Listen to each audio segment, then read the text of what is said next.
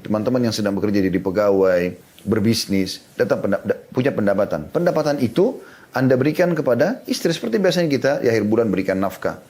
Maka itu adalah sedekah terbesar di sisi Allah SWT. Mengalahkan sedekah terhadap jihad, mengalahkan sedekah bebasin budak, fakir miskin, itu luar biasa.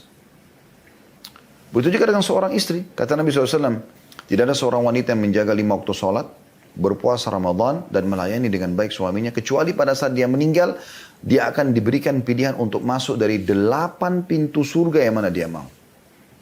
Pintu ke-8 pun yang tertinggi bisa dia pilih. Hanya itu saja yang dia lakukan.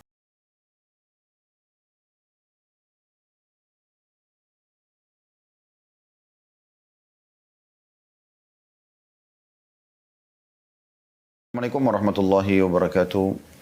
Alhamdulillah. Wassalatu wassalamu ala rasulillah. Segala puji dan puja kehadirat Allah subhanahu wa ta'ala. Juga salawat dan taslim kepada Nabi besar Muhammad sallallahu alaihi wa ala alihi wa sahbihi wasallam. Selamat bergabung teman-teman di acara Zoom ini. Dan memang acara ini tidak di-live-kan dan diangkat di medsos kami. Karena memang ini acara khusus. Dan memang materi ini juga materi khusus karena ada susunan PowerPoint yang sudah kami siapkan dan insya Allah para peserta nanti kalau Anda mendaftar dan ikut nanti akan mendapatkan beberapa hal yang berhubungan dengan masalah materi ini. Saya akan memberikan pada kesempatan ini 15-20 menit tentang apa sebenarnya yang kita lakukan dengan daurah. Pertama, daurah itu bahasa Indonesia kurang lebih pesantren kilat. Ya. Bagaimana kita seperti masuk ke pesantren untuk mempelajari agama kita ini, agama yang mulia atau salah satu dari substansial agama Islam, seperti ini misalnya masalah manajemen rumah tangga Islami. Bersalah satu substansial bahasan, ya, dari sekian banyak bahasan dalam syariat Allah Subhanahu Wa Taala yang kita akan tuntaskan di waktu yang ringkas, sehingga Anda bisa dalam waktu yang tidak panjang dalam hidup Anda sudah bisa memahami tentang global Islam ini atau Islam secara global. Masalah daurah rumah tangga ini ada sebabnya. Kami menyusunnya dan kami memiliki 10 materi daurah. Manajemen rumah tangga Islami 1, ini nanti akan kita adakan insya Allah pada 1-3 September insya Allah. Kemudian kurang lebih hari Rabu, Kamis dan Jumat. Setiap hari kita akan adakan kurang lebih 2 kali pertemuan. Satu pertemuan sekitar 1,5 jam. Dan itu continue. Jadi mulai dari lepas duhur insya Allah. Nanti akan kita tentukan waktunya sampai menjelang asar. Break sholat asar waktu Indonesia Barat. Kemudian kita akan lanjut lagi selepas asar sampai menjelang maghrib. Begitu terus selama 3 hari. Teman-teman sekalian, Allah Subhanahu Wa Ta'ala menjadikan populasi manusia sehingga kita bisa terus aja berkembang biak dan menjadi makhluk Allah Subhanahu Wa Ta'ala yang memimpin di muka bumi ini. Sebagaimana sudah kita tahu tujuan penciptaan ayah kita Adam alaihissalam, Allah mengatakan inni ja'ilun fil ardi khalifah, aku akan jadikan di muka bumi pemimpin. Sebelum kita di muka bumi ini sudah ada jin. Terbukti iblis pada saat Nabi Adam alaihissalam diciptakan sudah ada. Dan dia hadir pada saat prosesi penciptaan Adam alaihissalam. Dan juga dia disuruh sujud oleh Allah SWT bersama dengan para malaikat. Tapi dia menolak, sebagaimana Anda bisa baca dalam surah Al-Baqarah digambarkan. Dan beberapa ayat-ayat Al-Quran di beberapa surah juga dalam Al-Quran. Jadi ada tujuan sebenarnya kita ada di muka bumi ini. Dan harus ada populasi terus menerus sesuai dengan jumlah manusia yang sudah Allah perintahkan. Nah, dalam proses populasi ini kan ada interaksi biologis ya. Allah ciptakan laki-laki dan perempuan. Laki-laki pemilik sperma, perempuan pemilik sel telur yang akhirnya bersatu dalam rahim seorang wanita dan jadilah prosesi penciptaan manusia seperti kita, ya. Dan ini tidak mungkin terjadi kalau sesama jenis. Nggak mungkin terjadi laki-laki sama laki-laki akan punya anak. Karena laki-laki tidak akan hamil atau perempuan sama perempuan yang tidak memiliki sperma. Dan mereka kata bibit manusia itu. Berarti akan ada interaksi biologis. Nah, dalam Islam, teman-teman sekalian, ini ditata dengan rapi. Masalah interaksi biologis ada 2. Ada yang halal dan ada yang haram. Nah, Islam menyuruh kita masuk kepada yang halal, yaitu dengan menikah. Dan Islam melarang kita pada yang haram, yaitu zina. Dua-duanya prosesi biologis sebenarnya. Secara alami, saya dan teman-teman laki-laki yang mengikuti acara kita ini, kita punya syahwat pada kaum wanita. Kita ingin melihat, kita ingin merabah, kita ingin mencium, hati kita terpaut. Kita memiliki kekuatan goyangan sperma, goncangan yang harus kita tuangkan karena di situ bibit manusia, gitu kan? Dan begitu juga wanita, Allah buat ketertarikan, dia suka lihat laki-laki, dia suka dimanjakan, dia suka dicumbuin, ya. Dan dia siap menerima sperma sehingga dia hamil dan Allah buat dia punya kasih sayang pada bayinya pada saat lahir nanti, sampai tidak bisa dibandingkan antara bentuk kasih sayang seorang ibu, ya, dengan yang lainnya. Itu kasih sayang yang luar biasa. Bahkan seorang ibu siap berkorban mati demi anaknya. Gitu kan? Itu alami. Allah SWT berikan seperti itu. Baik teman-teman sekalian. Perbedaan dasar antara nikah sama zina. Sebenarnya sama-sama biologis ya. Sama-sama biologis. Ini cara yang benar dalam pandangan Allah. Dan ini cara yang salah. Nikah cara yang benar. Zina adalah cara yang salah. Kita lihat perbandingannya. Kalau menikah, prosesinya yang kurang dari 5 menit. Si ayah wanita mengatakan, saya nikahkan kamu sama anak perempuan saya, Fulana binti Fulana. Dengan mas kawin ini. Mas kawinnya makin sederhana, makin bagus. Kayak di Indonesia sering perangkat alat sholat, gitu kan. Mungkin uang mahar 100 ribu. Kita tidak bicara tentang kalau ada si laki-laki memberikan uang untuk mengadakan acara misalnya, gitu kan. Ini adalah prosesi syar'inya saja. Ya. Ada 2 saksi, ada kalimat akad, ya. Dan si laki-laki mengatakan, saya terima nikahnya. Itu saja cukup. Itu sudah sah pernikahan tersebut. Atau dia mengatakan, saya terima nikahnya Fulana binti Fulana dengan mas kawin ini. Itu sudah lengkap. Prosesi yang kurang dari 5 menit ini teman-teman sekalian. Sudah cukup membuat halal interaksi biologis. Meletakkan kemaluan di kemaluan. Dan dengan itu populasi manusia bisa berkembang dengan baik. Nah, di sini teman-teman sekalian, kita akan temukan interaksi biologis yang terjadi dengan cara halal itu diikuti dengan rasa gembira. Orang kalau menikah gembira, gitu kan? Maka berpengaruh sekali pada kualitas sperma si laki-laki dan pengaruh sekali dengan kualitas sel telurnya wanita. Pada saat mereka selesai akad nikah, mereka masuk ke kamar, seluruh keluarga, bahkan orang tahu mereka akan interaksi biologis. Dan ada sunnah-sunnah Nabi tentunya, sholat 2 rakaat terlebih dahulu, kemudian memulai dengan cumbuan, kemudian membaca doa, ya, kemudian memberikan hak pasangan biar sama-sama puas, kemudian kalau ingin mengulangi berwudu dulu dan seterusnya. Nanti akan ada bahasan masalah itu tentunya. Yang uniknya di sini, selain biologis itu sangat nyaman karena secara medis pun terbukti kalau ada orang interaksi biologis tapi dalam kondisi jiwanya tenang, itu akan luar biasa kenikmatan yang didapatkan dan juga berpengaruh pada kualitas sperma dan sel telur tadi yang nanti akan menjadi bibit manusia, ya. Dan kalau si wanita hamil, apa yang terjadi? Keduanya pasangan ini senang. Orang tuanya senang, ya. Bahkan seorang wanita yang hamil perutnya besar karena biologis dengan suaminya, dia kalau tanya, ibu hamil ya? Dengan bangga dia mengatakan, iya. Tidak ada keraguan sedikit pun. Baik. Dan pada saat lahir anak itu pun jelas statusnya. Dikenal dengan anak halal, gitu kan. Dinisbatkan kepada ayahnya. Lalu kemudian berjalanlah proses manajemen yang Allah sudah tata itu dengan bagaimana suami istri saling memberikan hak, kemudian sampai pada tingkat memberikan hak juga anak-anak, dan bagaimana anak juga berbalik memberikan haknya orang tua. Bandingkan ini teman-teman sekalian dengan zina, proses biologis yang haram. Pada saat mereka melakukan perzinahan umumnya, orang itu bimbang, ragu. Masuk ke hotel sembunyi-sembunyi. Kalau orang suami istri masuk ke hotel tidak ada bimbang. Safar sama-sama, umroh sama-sama, haji, nggak ada beban. Tapi kalau orang zina, dia punya keraguan, kebimbangan. Dan penekanan batin ini, secara batin, kejiwaan, itu akan membuat berpengaruh pada kualitas sperma dan juga sel telur yang akan menjadi bibit manusia nantinya. Mereka ketakutan melakukannya. Dan itu berpengaruh nanti ya. Biologis tidak maksimal, beda sekali dengan yang halal. Kemudian, Mereka kalau mau mengulangi lagi, mereka juga butuh mengatur lagi waktu, sembunyi-sembunyi dan seterusnya. Kalau orang halal, setiap saat mereka bisa biologis. Mau pagi, mau siang, mau malam, kapan saja. Dan kalau hamil, kita akan temukan umumnya wanita yang hamil di luar nikah, itu merasa malu. Maka terjadilah yang kita tahu istilah aborsi misalnya. Digugurkanlah manusia yang tadinya harus menjadi generasi manusia. Dan mereka tinggal melakukan pernikahan saja yang mudah sekali prosesnya tadi. Ya. Dan anak yang lahir kalau dari zina, maka nggak jelas statusnya, dikenal dengan anak haram. Nggak ada penisbatan nama kepada si laki-laki tadi. Maka rusaklah generasi manusia ini. Ya.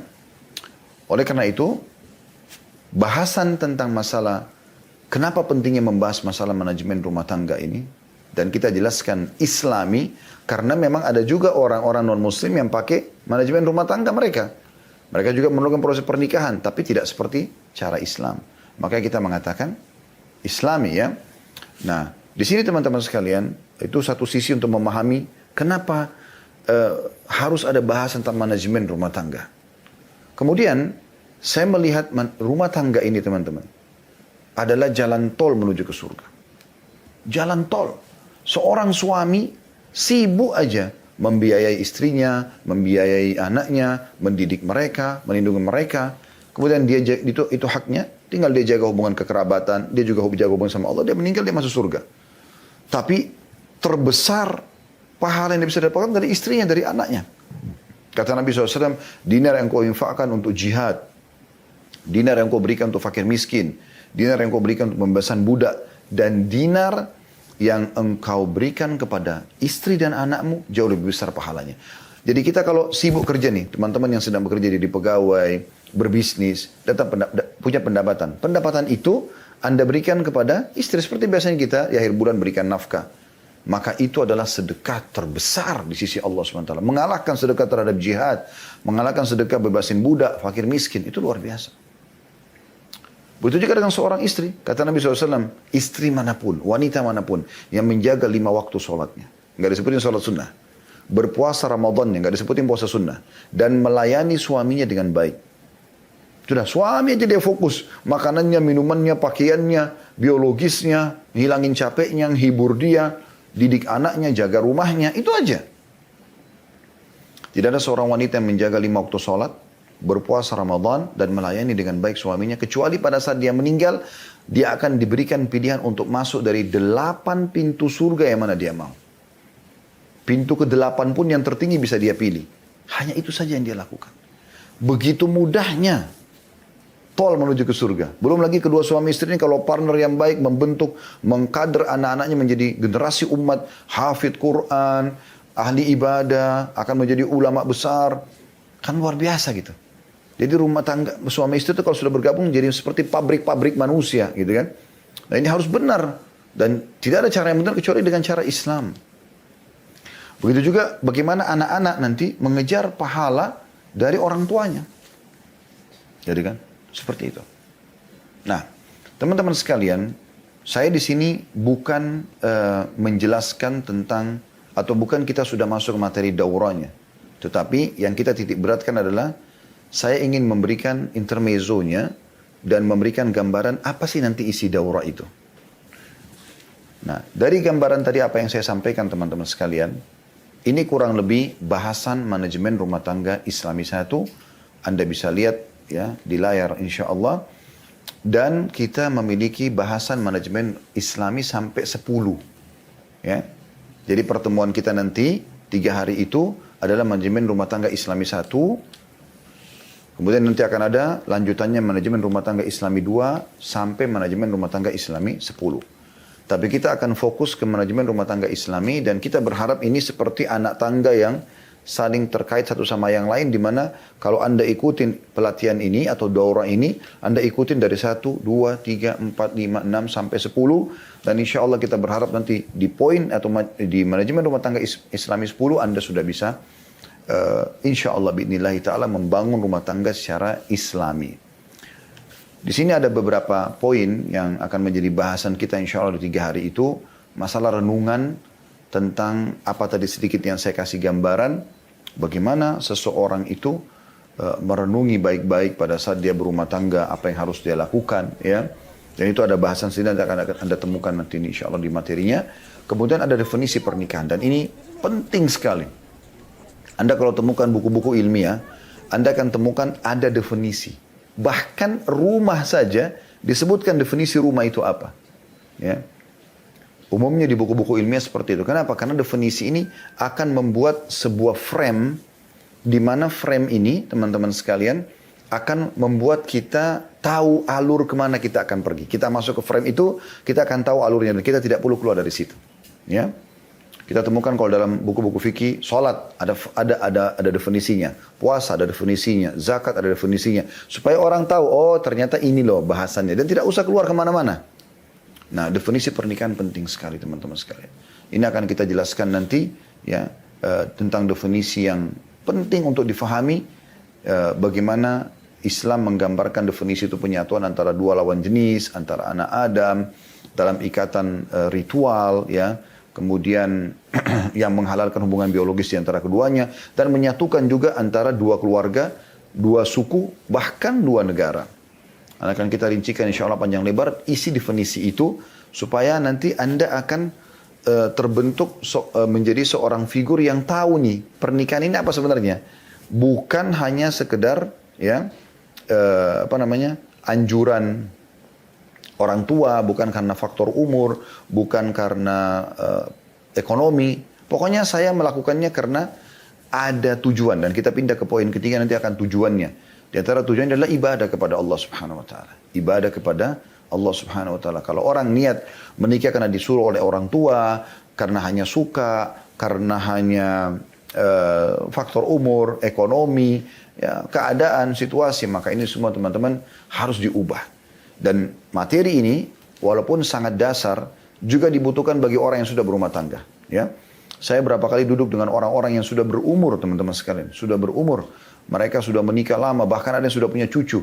Mereka baru tahu, ternyata selama ini sia-sia rumah tangga yang mereka jalani sampai 50 tahun pun, itu belum berpahala karena bukan niatnya, bukan tujuannya karena Allah dan Rasulnya.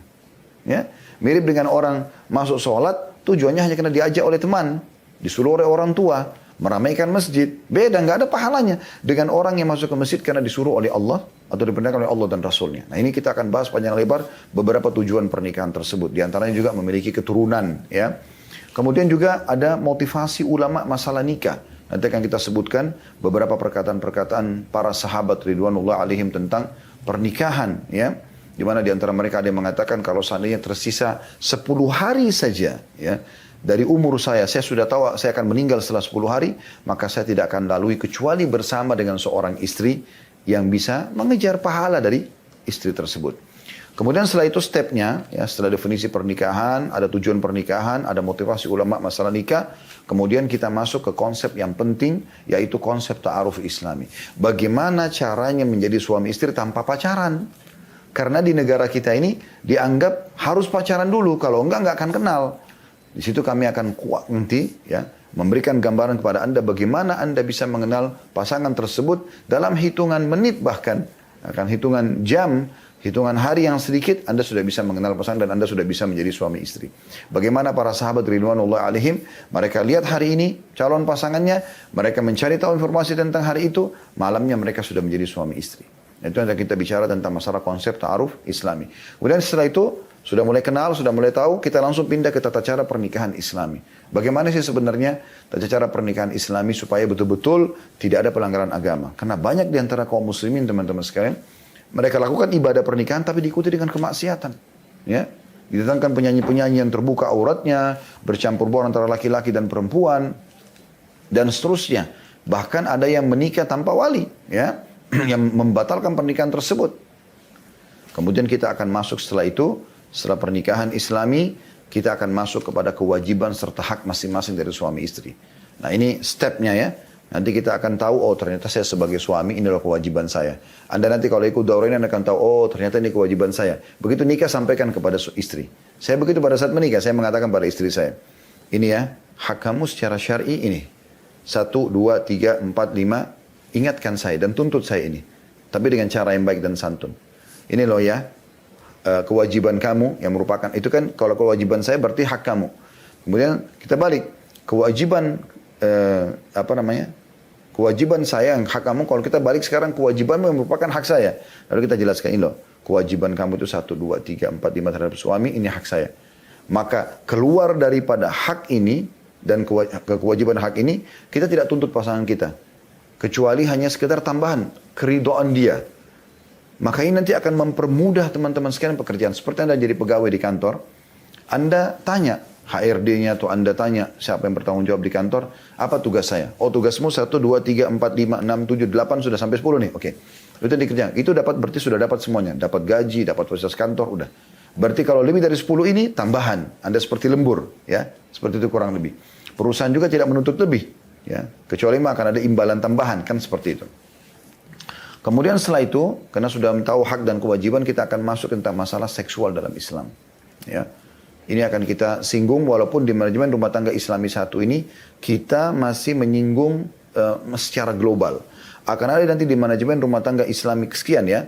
Yang keempat atau yang kelima nanti akan ada bahasan lagi lebih khusus bagaimana membangun keromantisan dalam rumah tangga. Ya, bagaimana Islam mengajarkan tentang masalah seksual itu secara detail. Sehingga Anda poinnya tidak perlu nonton film porno untuk mengajarkan bagaimana seksual dalam Islam. Ya, karena memang ada hal-hal yang haram di situ.